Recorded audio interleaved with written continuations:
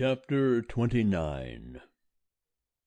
And Job again took up his parable and said, O that I were as in the months of old, as in the days when God watched over me, when his lamp shined upon my head, and by his light I walked through darkness, as I was in the ripeness of my days, when the friendship of God was upon my tent, when the Almighty was yet with me, and my children were about me, when my steps were washed with butter, and the rock poured me out streams of oil, when I went forth to the gate unto the city, when I prepared my seat in the street, the young men saw me and hid themselves, and the aged rose up and stood. The princes refrained from talking, and laid their hand on their mouth.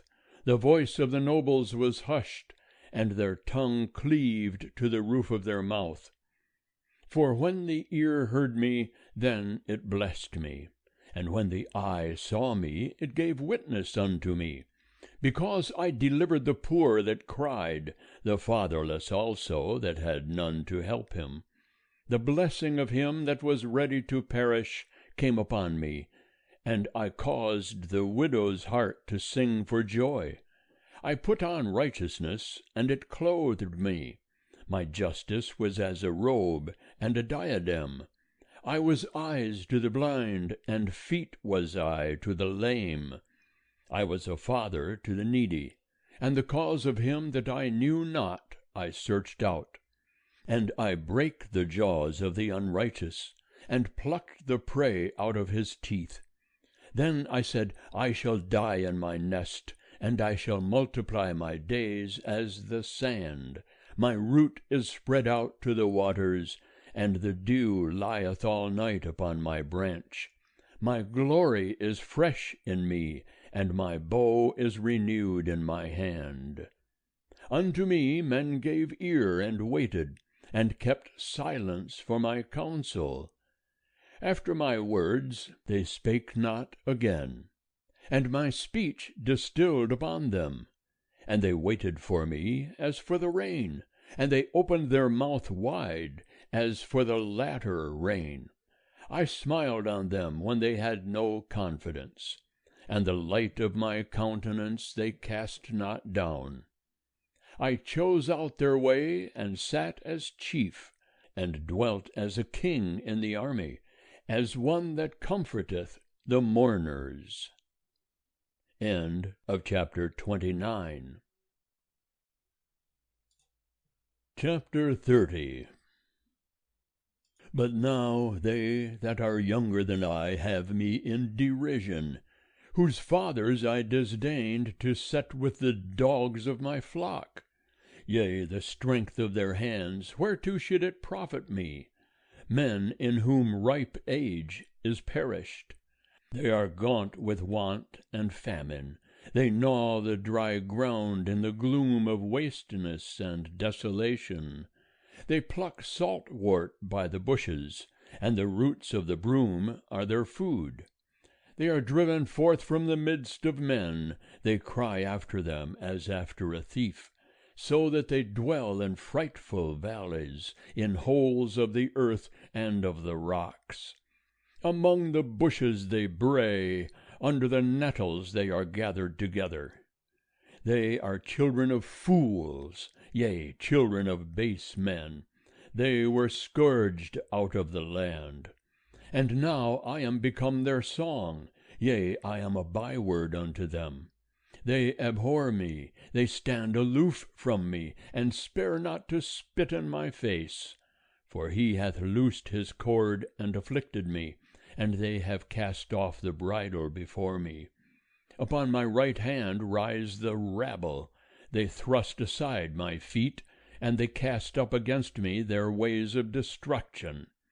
They mar my path, they set forward my calamity, even men that have no helper. As through a wide breach they come, in the midst of the ruin they roll themselves upon me. Terrors are turned upon me. They chase mine honor as the wind. and my welfare is passed away as a cloud. And now my soul is poured out within me. Days of affliction have taken hold upon me.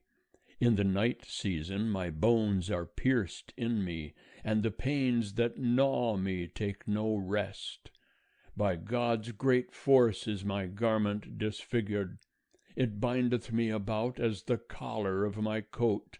He hath cast me into the mire, and I am become like dust and ashes.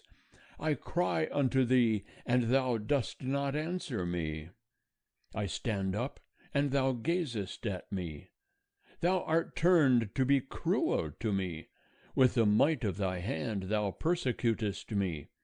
Thou liftest me up to the wind, thou causest me to ride upon it, and thou dissolvest me in the storm. For I know that thou wilt bring me to death, and to the house appointed for all living. Howbeit doth not one stretch out the hand in his fall, or in his calamity therefore cry for help? Did not I weep for him that was in trouble? Was not my soul grieved for the needy? When I looked for good, then evil came, and when I waited for light, there came darkness. My heart is troubled, and resteth not. Days of affliction are come upon me. I go mourning without the sun. I stand up in the assembly, and cry for help. I am a brother to jackals, and a companion to ostriches. My skin is black, and falleth from me, and my bones are burned with heat. Therefore is my harp turned to mourning, and my pipe into the voice of them that weep. End of chapter 30. Chapter 31. I made a covenant with mine eyes. How then should I look upon a virgin? For what is the portion from God above, and the heritage from the Almighty on high? Is it not calamity to the unrighteous, and disaster to the workers of iniquity? Doth not he see my ways, and number all my steps? If I have walked with falsehood, and my foot hath hasted to deceit, let me be weighed in an even balance, that God may know mine integrity. If my step hath turned out of the way, and my heart walked after mine eyes, and if any spot hath cleaved to my hands, then let me sow, and let another eat. Yea, let the produce of my field be rooted out. If my heart hath been enticed unto a woman, and I have laid wait at my neighbor's door, then let my wife grind unto another, and let others bow down upon her, for that were a heinous crime. Yea, it were an iniquity to be punished by the judges. For it is a fire that consumeth unto destruction, and would root out all mine increase. If I have despised the cause of my manservant or of my maidservant when they contended with me, what then shall I do when God riseth up? And when he visiteth, what shall I answer him? Did not he that made me in the womb make him? And did not one fashion us in the womb? If I have withheld the poor from their desire, or have caused the eyes of the widow to fail, or have eaten my morsel alone, and the fatherless hath not eaten thereof, nay, from my youth he grew up with me as with a father, and her have I guided from my mother's womb. If I have seen any perish for want of clothing, or that the needy had no covering, if his loins have not blessed me, and if he hath not been warmed with the fleece of my sheep, if I have lifted up my hand against the fatherless, because I saw my help in the gate, then let my shoulder fall from the shoulder blade, and mine arm be broken from the bone. For calamity from God is a terror to me, and by reason of his majesty I can do nothing. If I have made gold my hope, and have said to the fine gold, Thou art my confidence.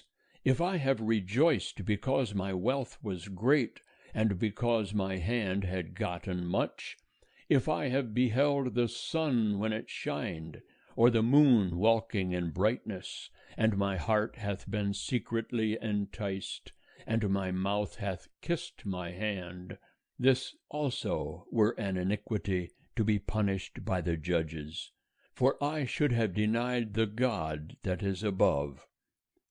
If I have rejoiced at the destruction of him that hated me, or lifted up myself when evil found him, yea, I have not suffered my mouth to sin by asking his life with a curse, if the men of my tent have not said, Who can find one that hath not been filled with his meat? The sojourner hath not lodged in the street, but I have opened my doors to the traveller. If, like Adam, I have covered my transgressions by hiding mine iniquity in my bosom, because I feared the great multitude, and the contempt of families terrified me, so that I kept silence and went not out of the door, oh, that I had one to hear me! Lo, here is my signature, let the Almighty answer me.